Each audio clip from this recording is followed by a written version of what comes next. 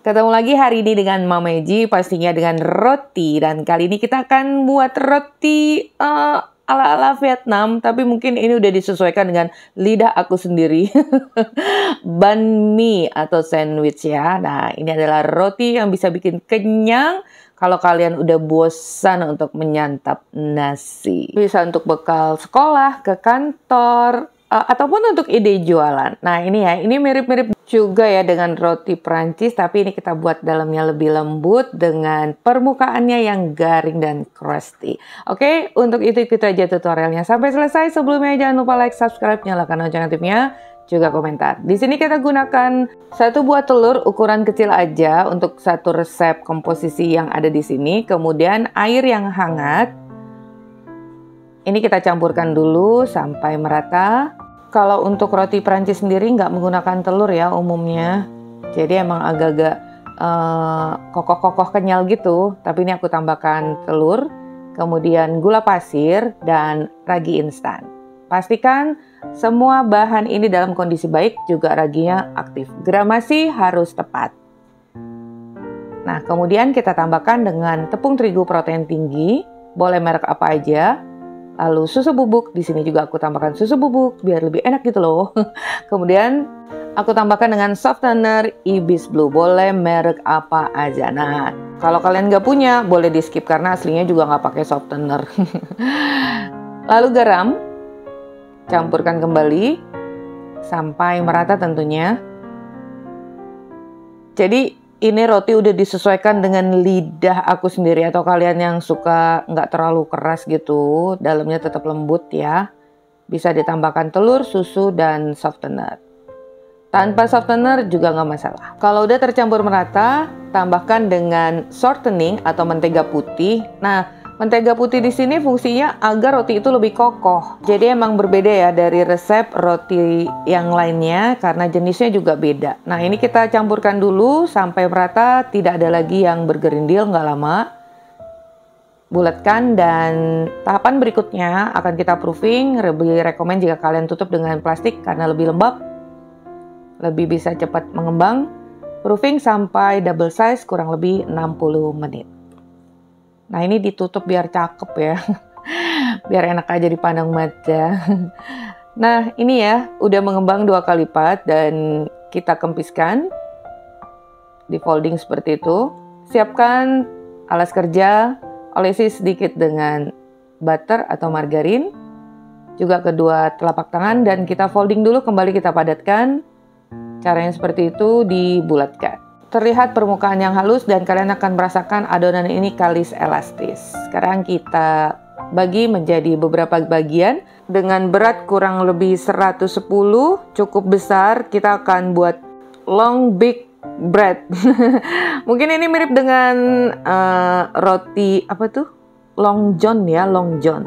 Nah, setiap bagiannya tuh, ini cara yang lebih mudah juga kalau kita untuk meronding. Nggak usah dironding, jadi dilempar di folding seperti ini ya. Pastikan permukaannya udah halus. Tuh, lakukan semuanya sampai selesai. Kita dapatkan 6 buah, cukup besar, sangat besar malah.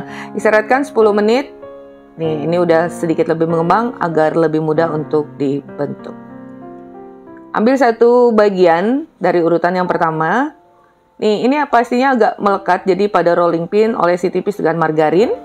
Rolling perlahan, arah memanjang dari tengah ke atas dan dari tengah ke bawah. Kemudian kita balik.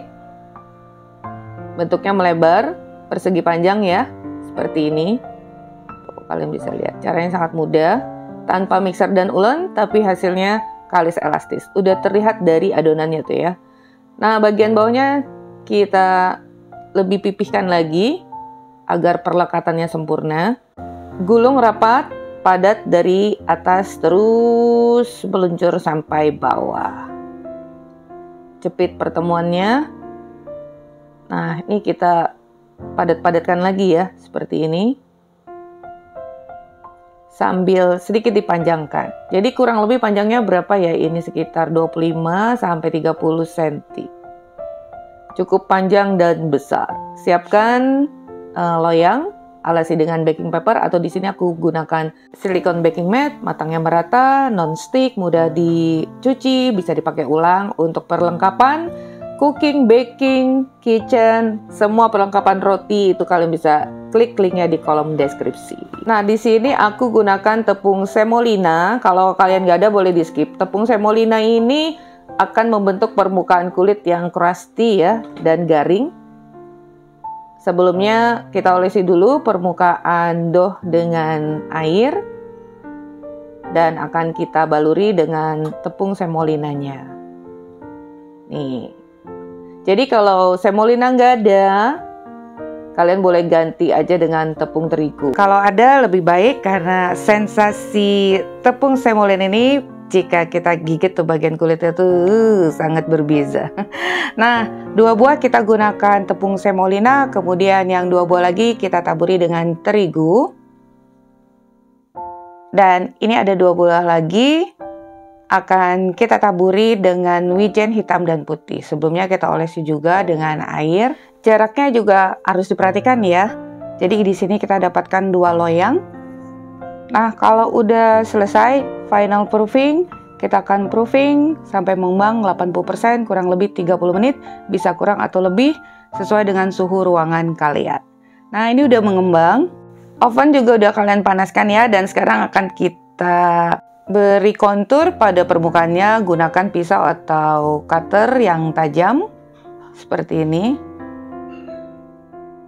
Nah, karena oven yang aku punya itu hanya 60 liter, oven rumah tangga biasa, jadi hanya masuk 1 rak. Bisa sih 2 rak, tapi hasilnya tidak akan sempurna. Jadi 1 loyang yang antri kita masukkan dulu ke dalam chiller atau di kulkas biasa ya, agar tidak overproofing. Dan sekarang kita panggang loyang yang pertama, tentunya oven udah kalian panaskan terlebih dahulu.